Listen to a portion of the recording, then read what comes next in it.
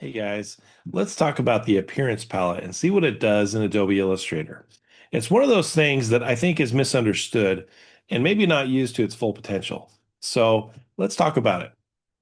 When you're drawing things in Illustrator, let's say I draw this object here and I color it and add some sort of attribute or adjustment to it.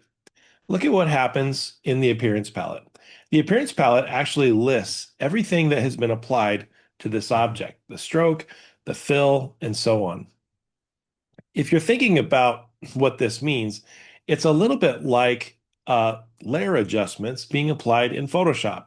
If you're familiar with that, every time you add an attribute to a layer, like a hue and saturation effect or something else, it lists it as an adjustment layer, which you can go back to and modify. Well, there isn't really a layer palette like that in Illustrator. Instead, it just lists everything in the appearance palette. So, what does that do for me? Well, I can go in here and modify these things directly by just adjusting the appearance right there. And any object that shares that appearance, so like let's say I draw another object that shares that same appearance and I have them selected. If I adjust the appearance in that appearance palette, it's gonna modify that appearance at the same time. So that's one thing. Another thing is that effects that are applied to objects are also listed in the appearance palette. So let's say I go to the effect menu and I apply a warp. Well, with that warp applied, if I click OK, it also shows up in the appearance palette for that object. And so instead of going back to the main menu and looking for that warp and trying to adjust it there, if instead I need to modify it, I should actually go directly to the appearance palette to grab it and modify it. If you go to the effect menu and apply another effect, what it actually does is it doubles up. And so then you put one warp effect on top of another. Now, you may want that, but most of the time you don't. You just really want to affect the original effect.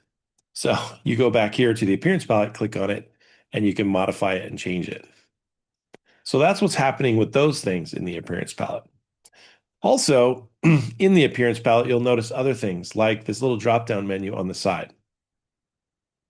This is where you have access to a few other settings and things that you might or might not notice. For example, you can reset to the basic appearance, or something here called New Art has basic appearance. This is something that I've talked about on other videos. That New Art has basic appearance is basically what tells the tool to remember what the previous setting was.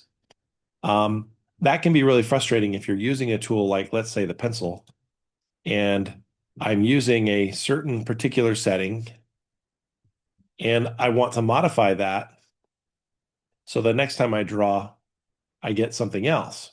Well, when that New Art has basic appearance is selected, it forces the tool to go back to the previous one and won't allow you to change it unless you go back and select the object again. So it's kind of an annoying little trick, but that's something that's also housed under the appearance palette. You can also grab an object and use some special effects here. This does go back to that effect menu also, so you can drop down, drop shadow, some of the other things that you might find on the main effect menu are here too.